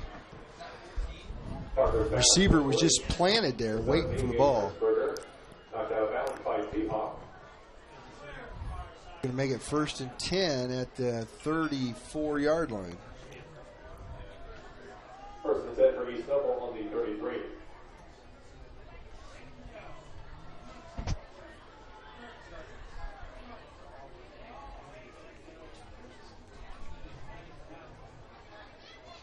.551 left here in the fourth quarter. They're going to run the ball up the middle. Number 75 for Norwell makes a big hit. Gets tackled. Let's see. Who's number 75? Marcellus on the carry. Tackle by Christensen and Ringer. Loss of 1 on the play. 2nd and 11 on the 34.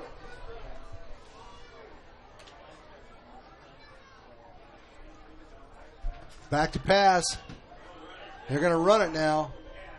And that's the quarterback, and he's going to get out of bounds. I think shy of the first down. Bailey Parker on the quarterback keeper. There's Bailey Parker. Yep, he got out of bounds because the clock stopped. It's going to be 3rd and 1. Down to the 24. 3rd and 1.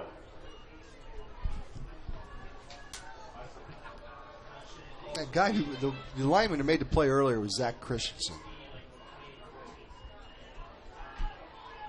And East Noble's running the ball again. Goes left side and runs it very hard.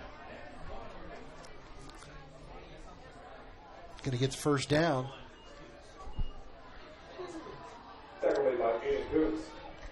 I'd be very interested to see the rushing yards for East Noble's quarterback. Yeah, he's got quite a few. Ball at the 19-yard line.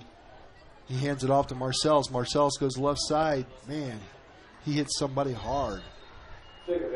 Gets about 9 yards.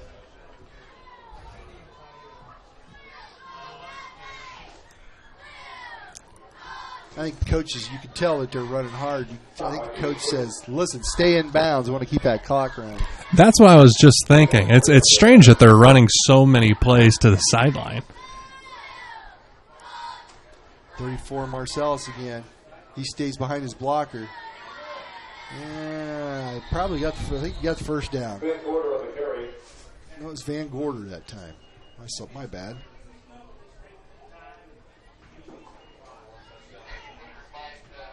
.418 to go. Clock's still running.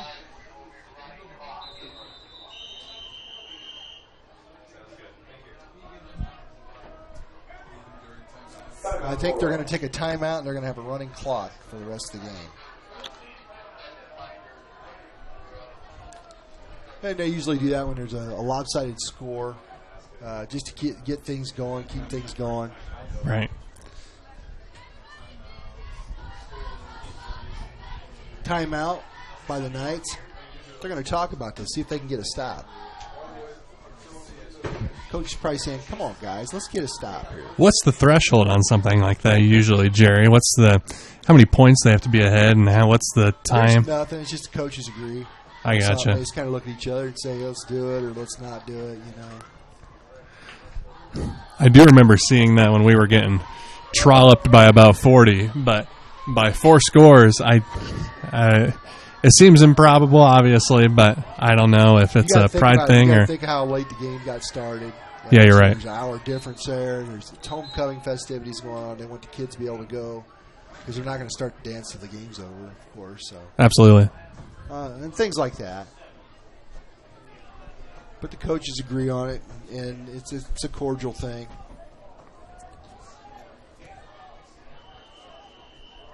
.412 left.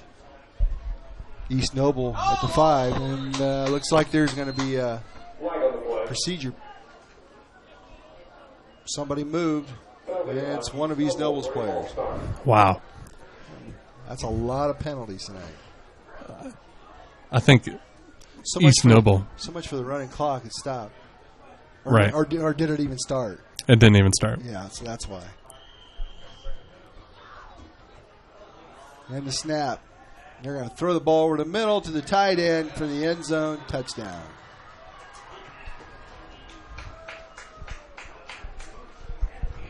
Nice play there. Kind of like a pop pass over the middle to the tight end for 6. Makes it 34-0.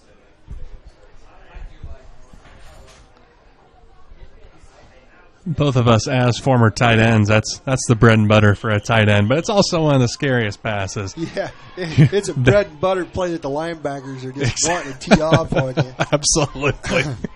They're looking for you. Oh, yeah, they're licking their chops. And the extra point's good. Yeah, 35-0 after 3.5 quarters of play. There's 4:07 left here in the game.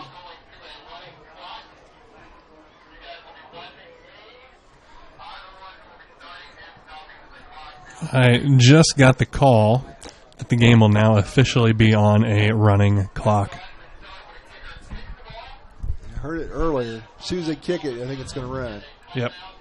And you called it appropriately, Jerry. And there's the official. He's the one talking. I can see him moving his lips saying, this is what we're doing. Okay.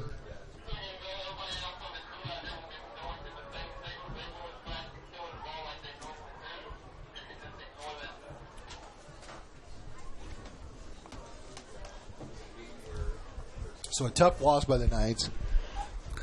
It's a shame because they really had some flashes where it looked like they were playing at a capacity that they could keep up with East Noble on any other night. But just tonight, there was a lot of, on both sides of the ball, a lot of mistakes, a lot of underthrown, overthrown passes, a lot of fumbles, and the penalties from East Noble. It's crazy to think about how many penalties and how many yards they lost as a result.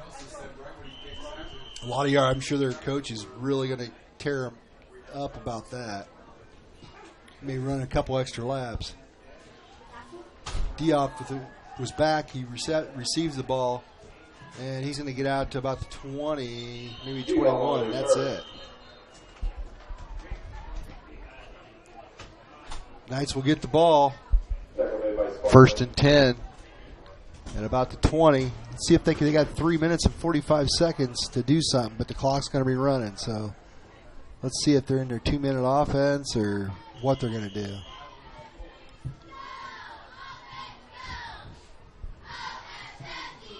Probably just going to run the ball. But you never know.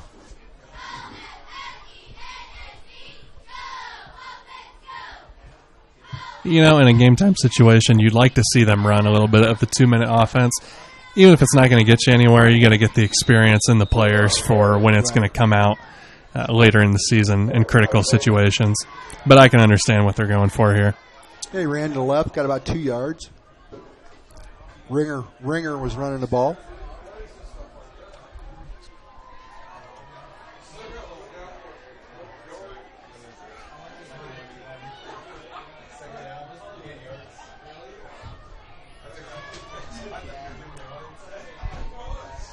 Riley under center. The snap. He's looking downfield. He's got some time. Now the rush is caught up with him. He's rolled out to his right or left, and he throws it out of bounds. It's a shame because he had a few guys open, especially across the middle of the field. I think he was looking a little too deep. Understandably so when you're down by 35, 2:20 left in the game. Want to get it all back at one time.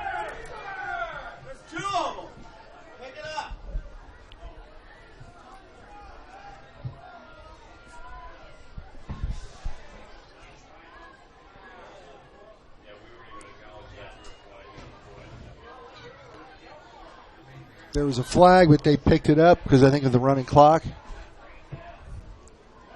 3rd down and 8.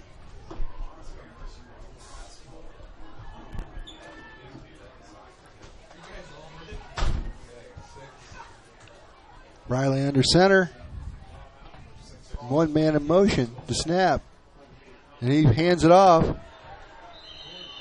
And no gain. Looks like there was a loss.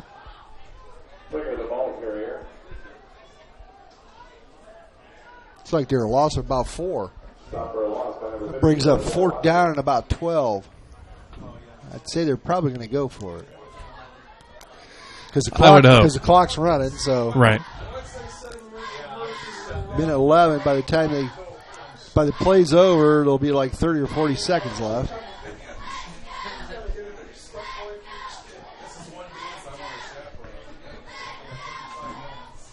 So they're going to go for it. Even though the clock's going to... Are they... Penalty. They're going to get a penalty for the clock. That was interesting. Yeah, I don't know what they're doing. Well, why do they stop the clock? You got a timeout and stop the clock. Well, anyway. Ran the play clock all the way down on a running clock. That's going to be the ball game, I believe. And I think Norwell still has the ball. Yeah. I think. There's been a confusing series of events going on the last 2 minutes here. Well, or does East Noble take over?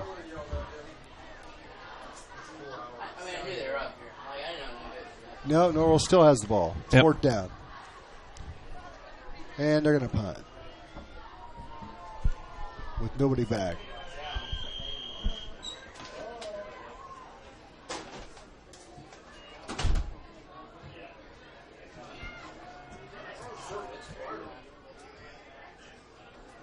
And the punt was made. Nobody was back, and they're going to down it. And that's the ball game. The clock's going to run out. Final score is going to be East Noble 35, Norwell 0. Tough loss by the Knights. They're going to have to bounce back. A long season for the Knights yet. Of course, they just got done with East Noble. They have to go to DeKalb next week. DeKalb's got a great team after so many years of being complacent. They got a good team. Huntington North has a new coach, and they have a good team. Columbia City's always good. So Norwell's got a couple more games they got to win for sectional. Sectional play for Norwell is not too crazy. They don't have a big.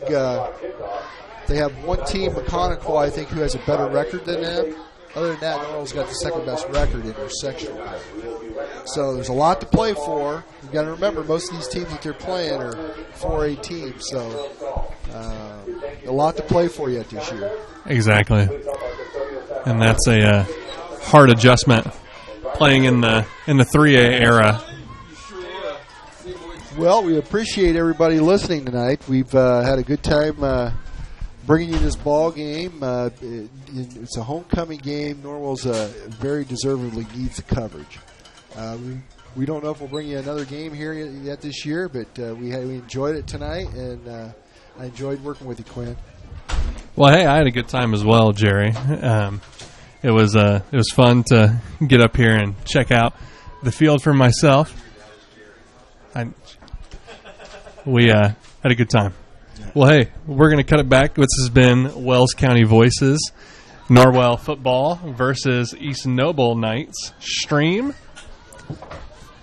You'll have a safe night. And Norwell, enjoy your homecoming.